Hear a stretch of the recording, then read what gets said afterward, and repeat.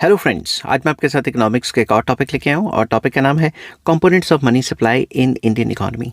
Indian economy में money supply के क्या क्या कंपोनेंट्स हैं वो डिस्कस करेंगे। शुरू करने से पहले बता दूं कि इस टॉपिक से रिलेटेड बाकी सारे टॉपिक्स के लिंक्स आपको इस वीडियो की डिस्क्रिप्शन में मिल जाएंगे। चलिए शुरू करते हैं। फर्स्ट आ जाता है रिजर्व मनी, जिसको M0 कहा गया है। ठीक है, तो इसमें क्या क्या आ जाता है? Reserve money also known as high powered money is the base of money created by RBI. Basically it is the base money, RBI इसको क्रिएट करता है, नोट छापता है। तो M0 क्या है? Basically high powered money. High powered money मतलब note और सिक्के आगे इसमें। ठीक है, it includes currency in circulation and deposits held by RBI. तो इसमें सारे के सारे जो करेंसी जो इकोनॉमी में घूम रही है और जितने भी डिपॉजिट्स हैं आरबीआई के पास वो आ जाते हैं। तो इसके मेन कंपोनेंट्स क्या हैं? इसके ऊपर मैं अलग से भी एक वीडियो डिटेल में डिस्कस करूंगा। M1 क्या है, M2 क्या है, M0 क्या है, वो सारा का सारा डिस्कस करूंगा। वो अलग से लॉन्ग क्वेश्चन अगर इसके ऊपर आ जाएगा तो कैसे उसको अटेम्प्ट करना है वो चीज़ उसमें होगी। ठीक है, करेंसी इन सर्कुलेशन आ जाती है। इसमें नोट और कॉइन्स जो भी लोगों के पास और बैंक के पास हैं, नोट और सिक्के, वो आ जाते हैं। और bankers deposits with RBI. Basically इसमें क्या है? Deposits maintained by commercial banks with central bank, जो कि आरबीआई है, इंक्लूडिंग सीआरआर। कि जब भी आप कमर्शियल बैंक्स को देखोगे तो कमर्शियल बैंक्स का कुछ पैसा सेंट्रल बैंक के पास पड़ा रहता है, वो भी इसमें आ जाता है। तो M0 में बेसिकली दो मेन कंपोनेंट है, करेंसी इन सर्कुलेशन और bankers deposit with RBI. RBI के पास जो बैंकों का पैसा पड़ा है। नेक्स्ट आ जाता है नैरो मनी, जिसको M1 कहा गया है। ठीक है, narrow money includes the most liquid form of money that can B readily use for transactions. कि ये मोस्ट लिक्विड है और उसको रेडिली आप ट्रांजेक्शंस की फॉर्म में यूज़ कर सकते हो। इसमें क्या क्या आ जाता है? इसके मेन कंपोनेंट्स हैं करेंसी विद द पब्लिक, लोगों के पास जो पैसा है, जिसमें नोट एंड मतलब नोट्स जो हैं, currency notes and coins held by public excluding those held by banks. Banks के पास जो है वो नहीं माने जाएंगे, सिर्फ लोगों की जेब में जो करेंसी पड़ी है या फिर जो करेंसी और कॉइन पड़े हैं वही माने जाएंगे। ठीक है, नोट और सिक्के। और नेक्स्ट इसका कंपोनेंट है demand deposits with banks. Banks के पास डिमांड डिपॉजिट जितने भी है वो सारे। Current account deposits and other demand liabilities of banks that can be withdrawn on demand. कि आपके जितने भी बैंकों में पैसे पड़े हैं जो आप ऑन डिमांड कभी भी निकलवा सकते हो, वो भी इसका पार्ट है।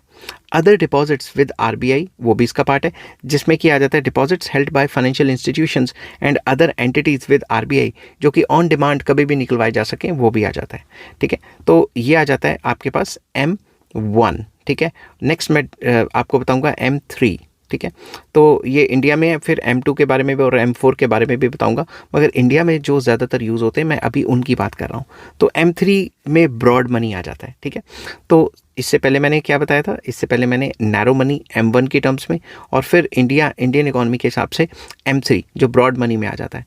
Broad money includes narrow money plus less liquid form of money that can be converted into cash और used for transaction with some delay. तो इसमें वो पैसा आ जाता है जो कि नैरो मनी में तो इंक्लूडेड है ही है, प्लस वो सारा जो है एसेट्स जो कि आप कैश में इजीली कन्वर्ट करके उसको ट्रांजैक्शंस की फॉर्म में यूज़ कर सकते हो। तो इसके कंपोनेंट्स क्या हैं? पहला कंपोनेंट तो वही है M1 मनी, नैरो मनी। ठीक है, एज डिफाइंड अबव। दूसरा आ जाता है टाइम डिपॉजिट्स विद बैंक्स, जो बैंक्स के पास FDs वगैरह पड़ी हैं।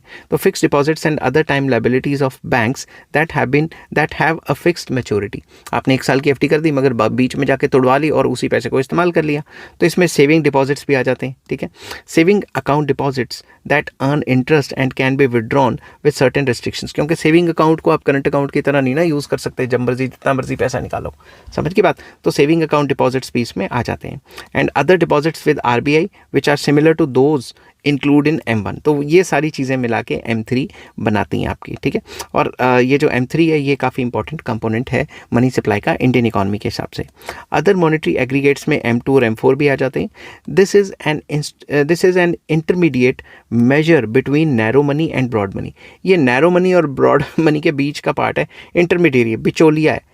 तो मतलब ये इतना ज़्यादा फ्लेक्सिबल भी नहीं है जितना M3 है और इतना ज़्यादा रिजिड भी नहीं है जितना M1 है। इसमें M1 आ जाता है plus saving deposits and post office saving banks में जितना भी पैसा पड़ा वो आ जाता है। तो M1 के साथ साथ अगर आप पोस्ट ऑफिस और अपने सेविंग अकाउंट के पैसे को भी जोड़ देते हो तो M2 बन जाता है।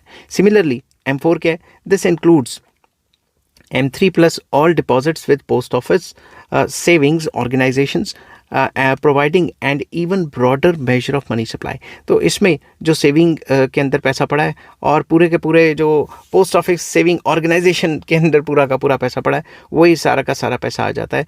और ये M3 से भी ज़्यादा ब्रॉड कर देता है उसकी डेफिनेशन को, ठीक है। तो बेसिकली इंडियन इकॉनमी के पर्सपेक्टिव से ज़्यादातर जो इकॉनमिस्ट हैं उन्होंने M1 और M3 को ज़्यादा फोकस किया, और M2 और M4 को जो है अभी रिसेंटली इतना ज़्यादा स्टडी करके उसको और ज़्यादा एम्पेरिकली प्रूव करने की कोशिश कर रहे हैं, ठीक है। आई होप ये छोटी सी वीडियो आपको पसंद आई होगी। अगर पसंद आती है तो please like, share and subscribe. Next topic मैं डिस्कस करूंगा interconnection between RBI's balance sheet and money supply. Till then take care, bye bye.